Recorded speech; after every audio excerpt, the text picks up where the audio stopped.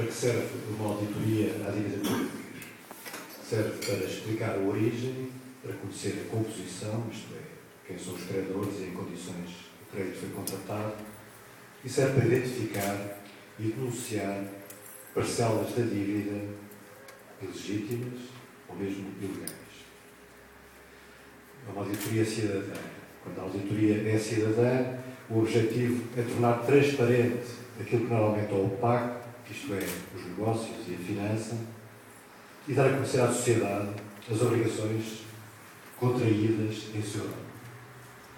E a criar, no fundo, condições para que seja a sociedade a decidir, com conhecimento de causa, o que fazer com o fardo que lhe é dito não ter outra alternativa senão suportar. Portanto, auditar a dívida, conhecê-la, neste momento é urgente, porque é em nome dessa dívida que está a ser imposto o empobrecimento e o declínio à sociedade portuguesa. O empobrecimento em nome da dívida tem vindo a ser apresentado de resto como sendo inevitável, sem que seja tentada, ensaiada sequer uma justificação. E neste ponto devemos parar um minuto para pensar. Por que razão deveríamos, de facto, nós, em nome da dívida, enquanto país, aceitar o empobrecimento e o declínio? Será que temos que aceitar o empobrecimento e o declínio simplesmente porque o Estado assumiu em nosso nome compromissos com credores?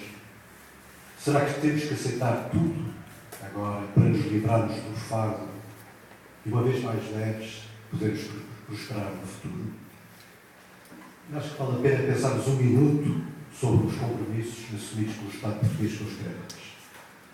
Na realidade, as obrigações contraídas pelo Estado junto dos credores, se pensarmos um minuto, são apenas uma de múltiplas obrigações do Estado.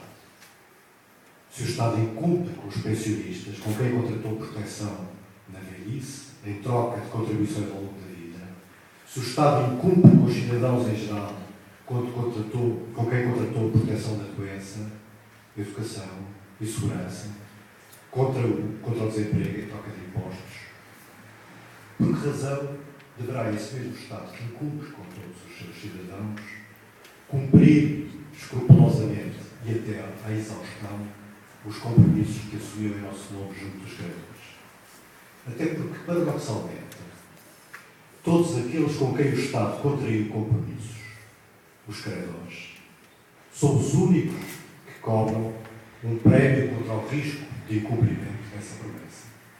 Na realidade, não há justificação para que os direitos dos credores se sobreponham aos direitos de todos aqueles com quem o Estado assumiu o compromisso.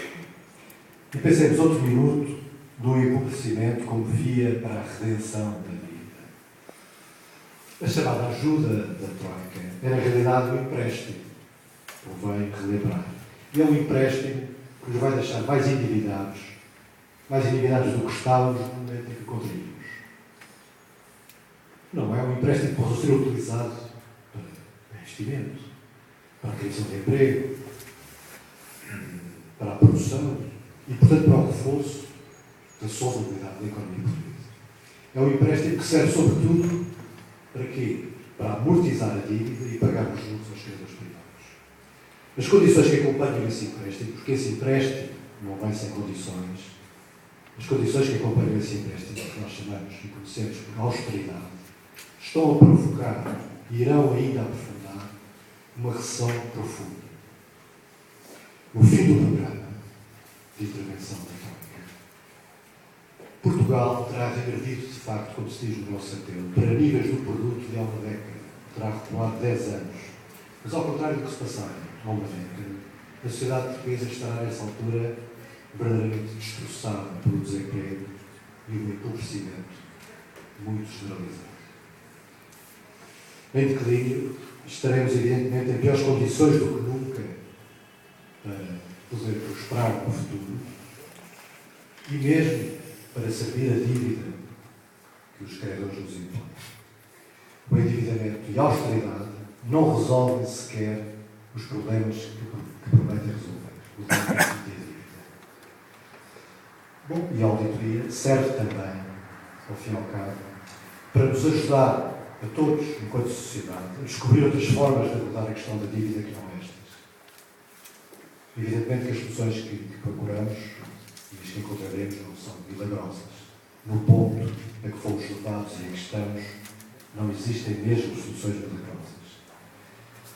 Mas enquanto as que estamos a sofrer têm inscritas na fachada, como o inferno de Dante, aquele que aqui entrar deve abandonar toda a esperança. Outras há que deixam uma porta aberta para o futuro. Essas são as que a auditoria quer ajudar a descobrir e quer apoiar.